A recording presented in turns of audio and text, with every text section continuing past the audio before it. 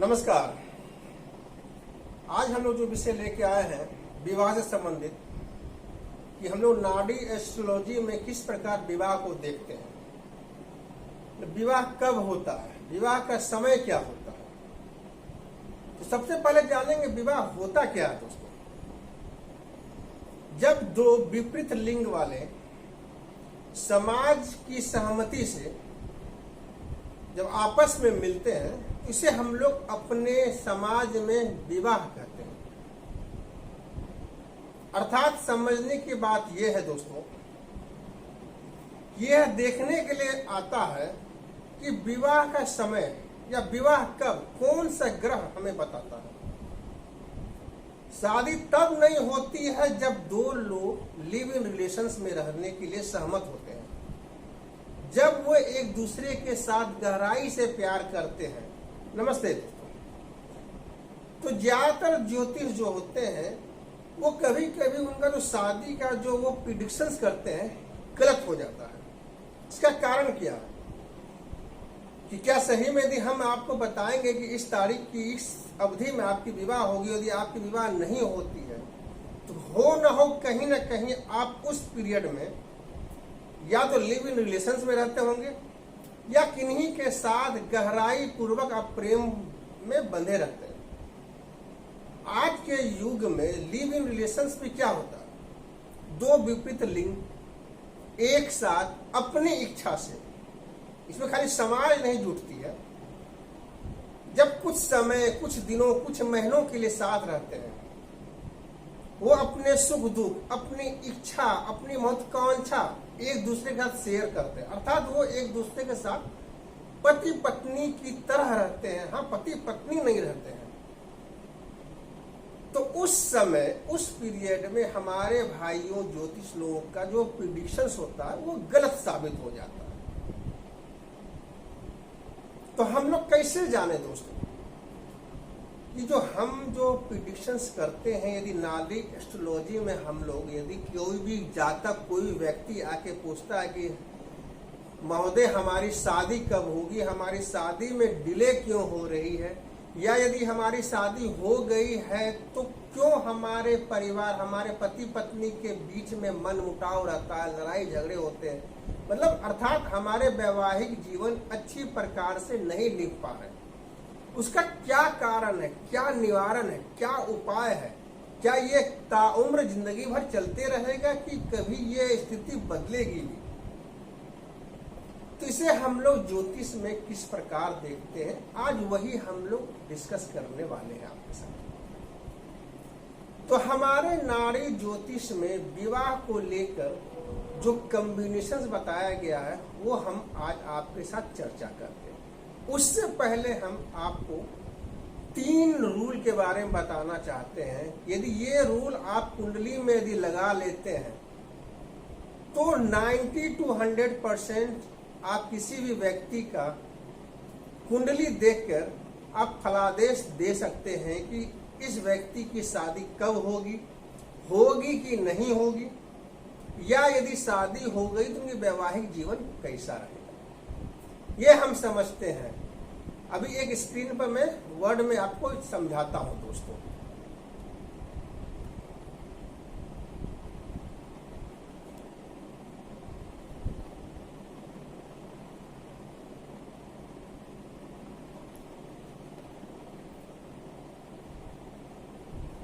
जो 3 रूल है दोस्तों, देखिए यहां लिखा हुआ होगा 12th house of every house negate his significance.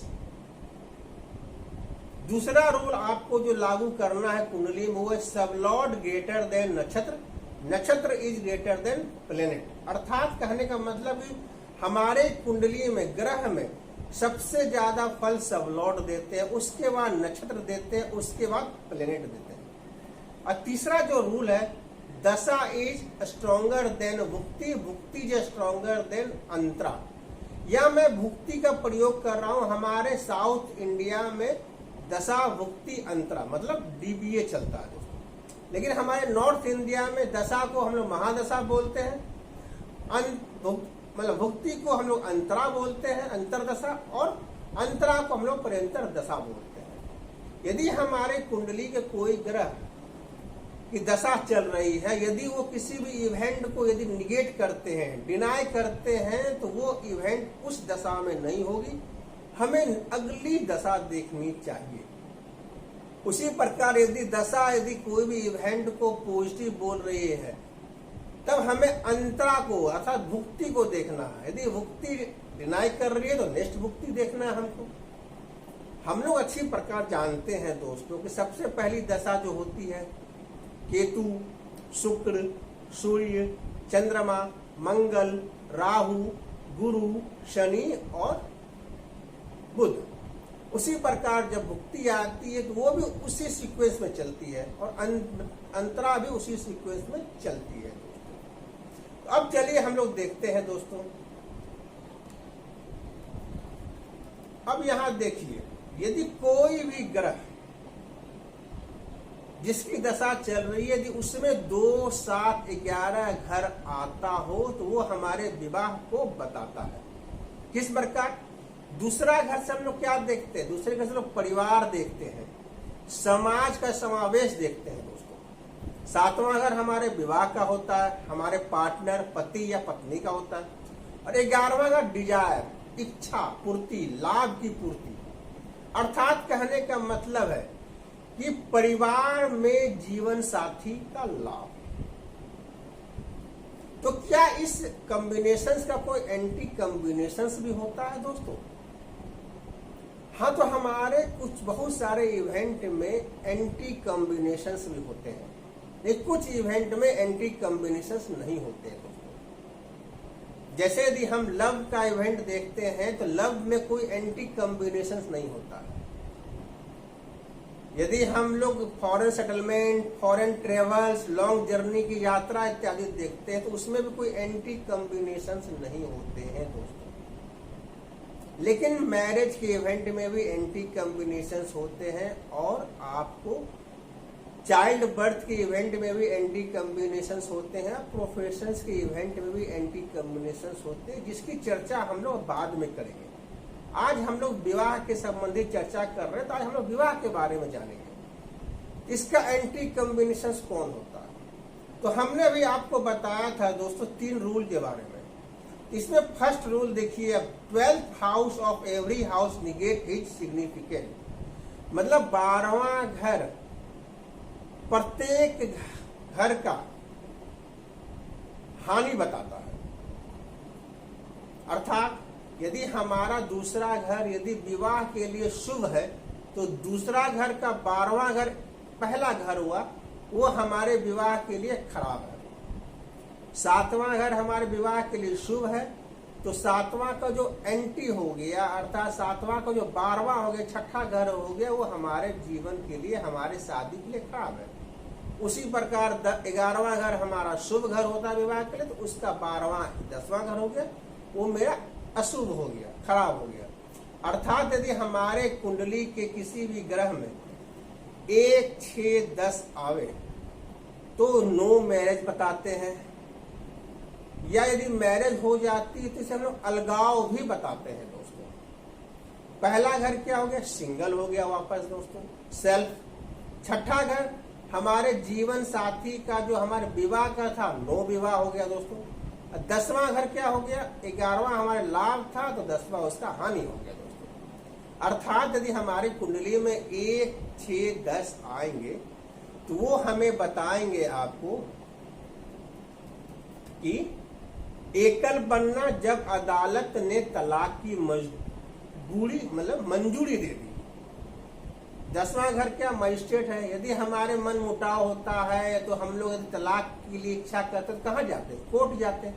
Court में मजिस्ट्रेट क्या होता है? मंजूरी देता है कि हाँ भाई आप लोग अब अलग रह सकते हैं। तो दोस्तों ये तो हो गया हमारे 6 घर हमारी कुंडली में, लेकिन 12 घर होते हैं। जैसे आपको पहला, दूसरा, तीसरा, चौथा, 5वां, 6ठा, 7वां, 8वां, 9वां, 10वां, 11वां और 12वां घर, तो जिसमें हमने दूसरा घर, पहला घर, दूसरा घर, 6ठा, 7वां और 10वां, 11वां चर्चा कर ली। तो बाकी 6 ग्रह क्या है हमारे कुंडली में, हमारे विवाह के लिए कुछ बताते नहीं है? बताते हैं दोस्तों। हमारे कुंडली के 5वां घर और 9वां घर यदि ये हमारे पॉजिटिव में 2, 7, 11 के साथ आते हैं तो ये क्या होते हैं, मैरिज के फ्रेंड्स होते हैं दोस्तों। मैं यहाँ लिखता हूं मैरिज फ्रेंड। मतलब यदि आप शादी करने जा रहे हैं तो भाई आपको बाराती चाहिए, डांस करने वाला चाहिए, तो ये 5 और 9 फैसिलिटेटर हो जाते हैं मैरिज के। उसी प्रकार यदि मान लीजिए 8 और 12 ये क्या हमारी रिजल्ट देंगे मैरिज में, ये हम लोग अच्छी प्रकार जानते हैं कि 8वां घर 12वां घर खराब होता है। तो दोस्तों इसमें हम यही कहना चाहेंगे कि कोई ग्रह में यदि पॉजिटिव के साथ 8, 12 है तो ये रिजल्ट पॉजिटिव देंगे, और यदि नेगेटिव के साथ 8, 12 है तो ये रिजल्ट हमें नेगेटिव देंगे दोस्तों। ये अच्छी प्रकार आप जान लें। लेकिन कभी कभी क्या होता है कि हमारे ग्रह होते हैं मिक्स रहते हैं, उसमें पॉजिटिव भी रहते हैं और नेगेटिव भी रहते हैं, तब उस कंडीशंस में क्या होगा, तो 8वां घर और 12वां घर क्या होता है, बुरा होता है, तो वो हमेशा बुरा का ही साथ देगा। यदि हमारे कुंडली के किसी भी ग्रह में यदि 2, 7, 11 भी बता रहे हैं और 1, 6, 10 भी बता रहे हैं, साथ में 8, 12 आ रहा, तो 8, 12 हमेशा 1, 6, 10 का ही साथ देगा। तो इसका फायदा क्या है, यदि पॉजिटिव के साथ मान लीजिए यदि हमें 2, 7, 11 के साथ 8, 11 आ रहा है तो किस प्रकार फायदा देगा। तो हम लोग जानते हैं दोस्तों कि 8वां घर क्या होता है कि हमारे दहेज को भी बताता है, डाउरी से कहते हैं। अब 12वां घर क्या होता है, हमारे खर्चे को बताता है, व्यय। तो इस कंडीशन में यदि 8, 12 यदि 2, 7, 11 के साथ आते हैं तो अर्थात उन्हें दहेज मिलेगा, मतलब अनअर्न मनी, और साथ में वो शादी में बहुत खर्चे भी करेंगे, बारातियों में खर्चे करेंगे, लाइट में सजावट में खर्चे करेंगे, बैंड बाजा लाएंगे, ऑर्केस्ट्रा लाएंगे, डांसर लेके आएंगे, दारू सर्व करेंगे, मतलब खर्चे मतलब दिल खोल के करेंगे। यदि 8, 12, 2, 7, 11 के साथ आते हैं तो वही यदि 8, 12, 1, 6, 10 के साथ आते हैं तब अलगाव तो होगा, तलाक तो होगा, लेकिन आपकी इज्जत बर्बाद हो जाएगी। आप शादी के समय जितने भी लड़की पक्ष से दहेज लिए होंगे, जितने भी आप सामान लिए होंगे, वो सारे आपको लौटाने पड़ेंगे सूद समेत, और अलग से एलिमनी तो आपको देना ही पड़ेगा। यही 8, 12 का रोल हो जाता है दोस्तों, मतलब अति से अति कर देता है। अब बच गए दोस्तों 2 ग्रह 3 और 4। ये क्या है दोस्तों, ये न्यूट्रल होते हैं, ये मतलब अपना कोई भी रोल नहीं अदा करते हैं, जैसे है वैसे ही वो रहेंगे दोस्तों।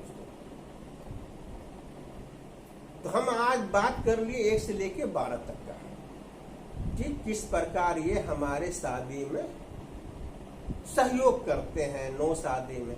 अब हम 2-3 को आपको कॉम्बिनेशंस बता के समझाने की कोशिश करेंगे, जो रूल में दूसरा और तीसरा दिया वो भी समझाने का मैं कोशिश करूंगा। तो आप देख सकते हैं दोस्तों, उदाहरण नंबर 1 में आ जाइए। यदि मान लीजिए कोई ग्रह है XYZ, कोई भी मान लीजिए XYZ कोई भी ग्रह है आपको, या शुक्र मान लीजिए, शनि मान लीजिए, गुरु मान लीजिए, कोई भी ग्रह आप मान लीजिए, X या Y या Z जो भी है, ठीक। तो ये दोस्तों क्या है, ये हमारे प्लेनेट है, जो ऊपर जो बता रहा है आपको ये प्लेनेट बता रहा है, उसके नीचे जो बता रहा है वो नक्षत्र बता रहा है, और जो नीचे जो आपको दिखा रहा है दोस्तों ये सब लॉर्ड है। क्या है ये हो गया, ये सब लॉर्ड हो गया। तो देखिए नक्षत्र क्या, ये ग्रह क्या बता रहा दोस्तों, 1, 3, 4। अर्थात एक चीज मैं यहां पर और आपको मैं कर देता हूं दोस्तों, यहां पर मैं लिख देता हूं 2, 7, 11 for marriage and A, 6, 10 for no marriage. ठीक है, अब यहां समझने की कोशिश करेंगे हमको। तो हमें क्या ग्रह क्या बता रहा दोस्तों, 1, 3, 4 बता रहा। मतलब पहला जो 1 है ये नेगेटिव है, शादी को नहीं बताता। 3 और 4 क्या होता है, न्यूट्रल हो जाता है। जो मैंने यहाँ लिखा हो आप देख सकते हैं, न्यूट्रल लिखे हुए हैं हमने। ठीक है दोस्तों, तब मैं यदि ओवरऑल इसको जज करूं दोस्तों यहां से यहां तक, तो ये हमारे नेगेटिव बता रहे हैं। कोई पॉजिटिव कॉम्बिनेशन नहीं, 2, 7, 11 कोई नहीं है आपको। ठीक, अब हम नक्षत्र में आ जाते हैं। 2, 6, 9, 2 पॉजिटिव हो गया, 6 नेगेटिव हो गया और 9 फैसिलिटेटर ऑफ मैरिज हो गया। मतलब ये 9 दो का साथ देगा, दूसरे घर का साथ देगा दोस्तों। तब ये क्या हो गया, थोड़ा सा स्लाइटली पॉजिटिव हो गया। क्या यहाँ 2 घर हो गए या एक ही घर है। ठीक है, अब सब लॉर्ड में आ जाते हैं। 3, 6, 10, यहाँ देखिए कि एक भी पॉजिटिव घर नहीं है। 2, 7, 11 नहीं बता रहा आपको।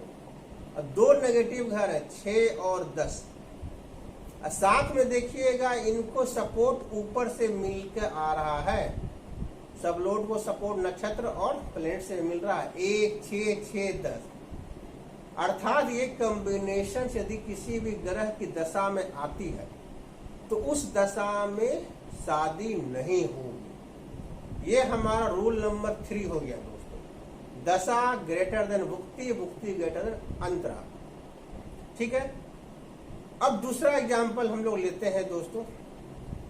दूसरा एग्जाम्पल देखिए, यहाँ हमने लिखा भी है, यह ग्रह विवाह की अपेक्षा करता, मतलब डिनाई को करता है, वाले घर को दर्शाता है और इसका पूर्ण संयोजन 1, 6, 10 है। इसलिए इस ग्रह की महादशा या दशा में विवाह नहीं होगा। अब हम लोग देखते हैं, साथ में क्या बताना चाहते हैं दोस्तों कि जो शुक्र वीनस है वो हमारे मैरिज के सिग्निफिकेटर है। यदि शुक्र हल्का भी कमजोर हो तो वो शादी को बताता है। यही चीज मैं बताना चाहता हूं दोस्तों। अब दूसरा उदाहरण हम लोग लेते हैं। दूसरा उदाहरण देखिए क्या है, ग्रह क्या बता रहे हैं, 1, 3, 4 बता रहे हैं। ठीक है, ये हमारे ग्रह हो गए। इसमें पॉजिटिव कोई है, कोई घर पॉजिटिव नहीं है। नेगेटिव है, हाँ एक घर नेगेटिव, एक नेगेटिव बता रहा। और 3, 4 क्या बता रहे हैं, ये न्यूट्रल बता रहे हैं। अर्थात ये हमारा जो हो गया नेगेटिव हो गया दोस्तों। अब उसका नक्षत्र देखिए दोस्तों क्या बता रहा, 2, 6, 11। पॉजिटिव कितने घर हो गए, 2 घर हो गए, 2 और 11। और नेगेटिव कितने हो गए, 1 घर हो गए। तो ये मेरा नक्षत्र क्या है कि पॉजिटिव हो गया मैरिज के लिए, क्या है कि वो नेगेटिव को हरा रहा है, मजबूत है पॉजिटिव यहाँ पर। अब इसका सबलॉट देखिए, सबलॉट क्या बता रहा दोस्तों, 2, 6, 7, 11। इसमें 3 घर पॉजिटिव हो गए, 2, 7, 11। और पूरे के पूरे कॉम्बिनेशन वो भी सबलॉट में है। मैंने आपको रूल नंबर 2 बताया था, सबलॉट इज स्ट्रॉन्गर देन नक्षत्र, नक्षत्र इज स्ट्रॉन्गर देन प्लेनेट। इस रूल के अनुसार हमारा सबलॉट बहुत मजबूत हो गया। साथ में इसको नक्षत्र का भी सहयोग मिल रहा है। लेकिन जो नेगेटिव है, नेगेटिव भी देखिएगा प्लेनेट में है, नक्षत्र में है और सबलॉट में, लेकिन कमजोर है। ये हम लोग समझने की कोशिश करेंगे किस प्रकार कमजोर है, क्या कि ये कॉम्बिनेशन थोड़ा सा मुश्किल है। तो इसमें क्या हम लोग करते हैं दोस्तों, एक नंबरिंग देते हैं। हम लोग प्लेनेट को जो नंबर देते हैं, 1 नंबर देते हैं दोस्तों। फिर हम लोग जो नक्षत्र को जो नंबर देते हैं, 2 नंबर देते हैं। और सबलॉट को जो हम लोग नंबर देते हैं दोस्तों, वो 3 नंबर, 3 अंक मार्क्स देते हैं, मतलब नंबर समझिए मार्क्स देते हैं। तो देखिए क्या है, पॉजिटिव कोई है इसमें ग्रह में नहीं है, नेगेटिव, एक नेगेटिव है। तब क्या हो जाएगा, यहाँ मान लीजिए कि ये 0 हम 1 कर दिए, मतलब 0 जो हो गया ये पॉजिटिव हो गया और 1 मार्क्स नेगेटिव का मिल गया। ठीक है, अब देखिए नक्षत्र को देखिए, कितना घर पॉजिटिव है, 2 घर पॉजिटिव, 2 और 11, कितना मार्क्स मिलता है इसको, देते हैं नक्षत्र, 2 नक्षत्र देते हैं, मतलब 2 into 2 इक्वल टू क्या हो गया दोस्तों, 4 हो गया। और देखिएगा आपको कि नेगेटिव कितना, एक घर है, 1:2 इक्वल टू 2, मतलब क्या मेरा कॉम्बिनेशन आ गया दोस्तों, 4-2, मतलब 4 नंबर हमको पॉजिटिव को मिला, 2 नंबर नेगेटिव को मिला। सॉरी दोस्तों, समझ में आ रहा है अखिलेश जी ने आपको? कुछ भी डाउट हो तो आप हमें पूछ सकते हैं। अब देखिए तीसरा सबलॉट को देखिए, सबलॉट क्या बता रहा, कितने घर पॉजिटिव है, देखिए 2, 7, 11 बता रहा, मतलब 3 घर पॉजिटिव है, तो 3 into 3, क्या कि हम सबलॉट को 3 मार्क्स देते हैं, इक्वल टू कितना हो गया दोस्तों, 9 हो गया। ठीक है, अब देखिए नेगेटिव कितना घर है, एक घर दोस्तों है, कौन सा, छठा, तो कितना, 1 into 3, ठीक है, तो कितना मार्क्स हो गया दोस्तों, 3। तो अब हम इसको कितना हो गया मेरा, 9:3, मतलब 9 जो हो गया पॉजिटिव हो गया, 3 हो गया नेगेटिव। यदि हम लोग इसको ओवरऑल यदि जोड़ते हैं दोस्तों,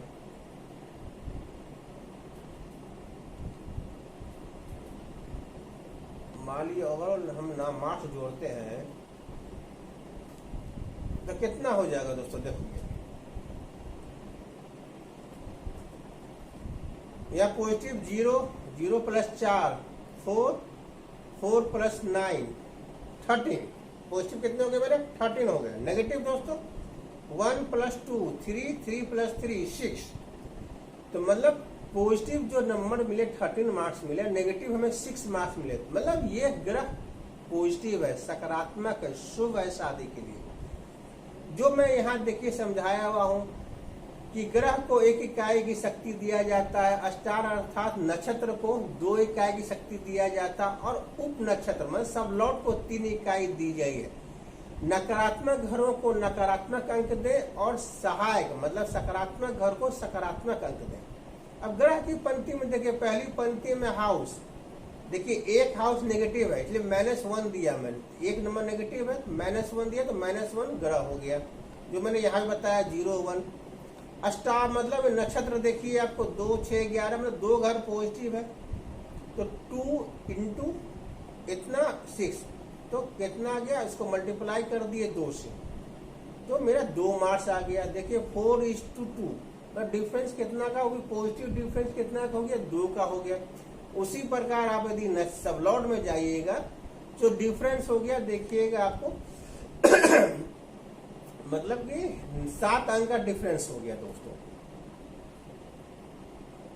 अब इसको यदि हम परिणाम को जोड़ते हैं तो हमें 7 अंक ओवरऑल, देखिए 7 अंक आपको यहाँ पर दिख रहा होगा दोस्तों, ओवरऑल 7 अंक पॉजिटिव हमको मिला। तब ये हमारे शादी के लिए सहायक है। परिणाम क्या हुआ, यह ग्रह विवाह के लिए सकारात्मक है। अब हम लोग तीसरा एक लास्ट एक एग्जाम्पल लेके समझते हैं, और फिर हम लोग नेक्स्ट वीडियो में